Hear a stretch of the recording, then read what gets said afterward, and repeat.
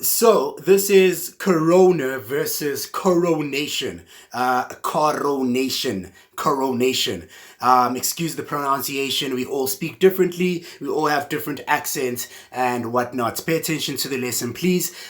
So, like I've already tried to explain, Corona is about the coronation. The coronation is about the inauguration. It's about the resurrection, and it's about pretty much bringing things together into one centralized system. What does that mean? Well, if you look at the year 2020, 2 plus 0 plus 2 plus 0 is equals to 4.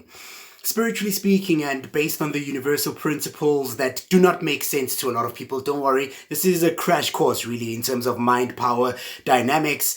So you don't need to understand everything that I'm going to say, but try to comprehend it at least, because I'm trying to explain what's happening with regard to the virus, the chaos, and the apparent doom and gloom. Ironically, funny enough, this is the opposite effect. It's actually good news. What's happening is for the goodness of the world's existence within itself. This coronavirus pandemic is actually happening for the goodness of the world. So we've seen the themes here and there. We've watched movies, in terms of the annihilation of the human race to rebalance and restore order. It's something like that, but without the bad or negative intentions. The intentions are for the growth and development and the expansion of the human race. So every now and then, it's almost like when you ground your child or you discipline your child or you rebuke or you correct someone. Correctional services, it's not because we hate prisoners, it's not because we judge people that do wrong, but mankind has to be judged, it has to be corrected, mankind has to be guided into the right direction. It has to be reminded. Mankind, the human species, has to be reminded and called to order. We have to be rebuked by the universe. Mother Nature is resetting, reprogramming, and literally uprooting every system that should not be in place.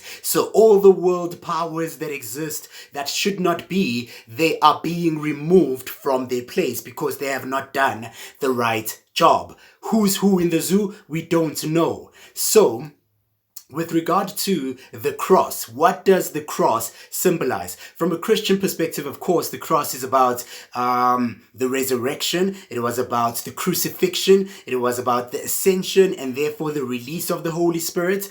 But the cross is also very important. If you carefully look at the cross, the Christian cross, if you break it into two, for instance, so take the top half and take the bottom half and separate them, you'll realize that it's a plus sign and a minus sign. Of course, you just have to twist it like this, but ultimately it's a minus sign that's facing vertically. And then there's a plus sign, which would be the cross, and then point is there's positive energy and there's negative energy. Positive energy is about going up, negative energy is about going down. But then what the cross is also trying to say and trying to teach us beyond mind power techniques and lessons and so forth, up is two up. So there's four directions. Remember I spoke about the year of 4. So 2020 is the year of 4.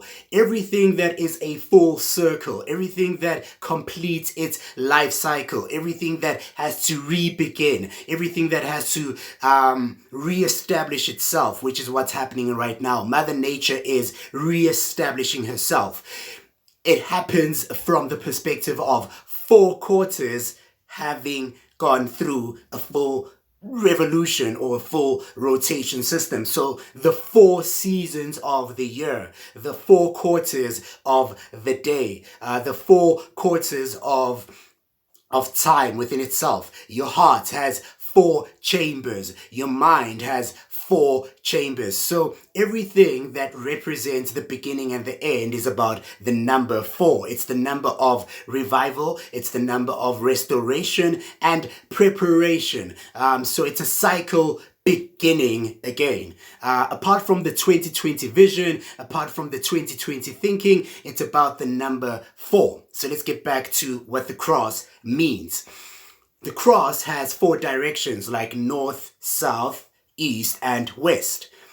north represents righteousness, or rather, it represents uprightness. So people that are too upright, people that are too high, they are too royal, they are too important, people that are too VIP, people that are arrogant. So if you think highly of yourself, it's like you are in the north. Hence, every city, generally speaking, every country, the northern suburbs are usually the most affluent suburbs, the most influential, they've got the most wealth, the most resources, and the people are usually very snobbish, very selfish, and very highly confident, too confident to the point of arrogance, to the point of being self-centered, and just being proud of yourself. So when you are on a high horse, you are up north. So you are cold. For instance, the North Pole and the South Pole, they're very cold. That's for a reason. So if you are too high up, you are too cold. And if you are down south, you are also too cold, but from a different perspective. So it's the opposing force of the north is the south. So the people that are down south, for instance, they're in a dark place. So they're too depressed, suicidal. They've gone through they've gone through many traumatizing experiences, abusive parents, rape, kidnapping, just rage, temper, abandonment, childhood issues. It could be anything really. It could be many different dimensions of reality and conditions and circumstances that any person experiences. But the point is, the south is pointing at the direction that is opposite, for instance, to being proud. So here you are very depressed. East and west, pretty much that's right and left. So the right wing is very strong, but too strong. So you are too strong, you are too righteous, you are too disciplined, you are too I am all-knowing. You are too religious. You are too judgmental. You are a person, for instance, that thinks they know everything and you are always right and you always know what should be done. It is authority figure. That's the reason why right-wing entities and institutions are entities of power and authority. It's almost like it represents the right arm. It's fighting for something, and they're very futuristic. So the right stretches far to the future. So people that live too far into the future without really considering the present moment. So people that save money too much, people that hoard, people that really just kind of hold on to stuff, but within a righteous perspective. So it's about too much righteousness. And then this side is about, it's the left. So it's the past, people that don't want to let go of past events, people that don't want to let go of past regrets, past pains, betrayals, people that are focused on things that they don't want to let go of. So there's people that are too left wing.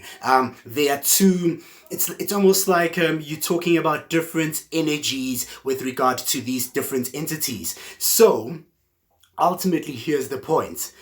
The people that are too left are being left behind. It's almost like they are the weakest link in economies. They are the weakest link in families. People that are addicted to, pornography, alcohol, people that are gambling too much, people that have habitual patterns on a day-to-day, cycle where they are left behind for whatever reason. It may be because they find it difficult to change. They don't want to be told. It's almost like the old wine is in far left and then the new wine is far right. So it's almost like the far right is the youth. The youth is very empowered. They see the future. They've got energy. They've got ideas. They want to express themselves. But the people that are far left don't want to implement new ideas. And you find this very common in corporations, in schools, in institutions, in families, households, couples, whatever the case might be. Parent and child, for instance, this will be the child far right, and then the parents will be far left, because the parent remembers slavery, apartheid, colonization, and all the traumatic experiences that have happened in the past, the Nazis, the wars, everything that's happened in the past is usually far left, and it's usually people people that don't want to change and move on into the present stage. And then, of course, the right, I've already explained, there's up and then there's down. So the four quadrants are about centering yourself. So you may be far up, you may be too high, maybe you smoke too much weed, for instance, and you are always high because your life is just easy and you don't want to think too much about stuff, you don't want to stress too much.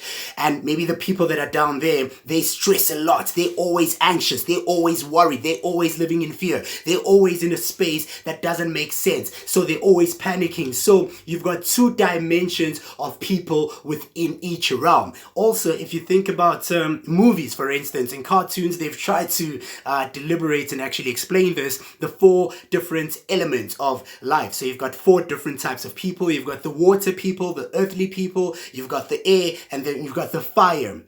These different personalities, these different comprehension skills and levels of being and consciousness, they are literally based on the number 4. Hence 12 disciples. It's equally distributed to 4 because 4 multiplied by 3 is a divine number. 3 multiplied by 4 quadrants, for instance, is 12. So 12, 3, 6, and 9 are very powerful numbers. You can Google that via Nikola Tesla. He's scientific and quantum physics research. It will pretty much give you an idea to that. The Egyptian pyramids, there are 3 pyramids. It's a triangle and so forth. I can go on and on with that, but let me just pause with regard to that. Let's come back to the main message. The main message is 2020 is about revival. It's about restoration. So the idea of the cross is that each and every person is being called to repent. So you're being called to center yourself. You're being called to ground yourself. It's almost like when you ground a child, you are grounded. It's punishment, but not out of hate, not out of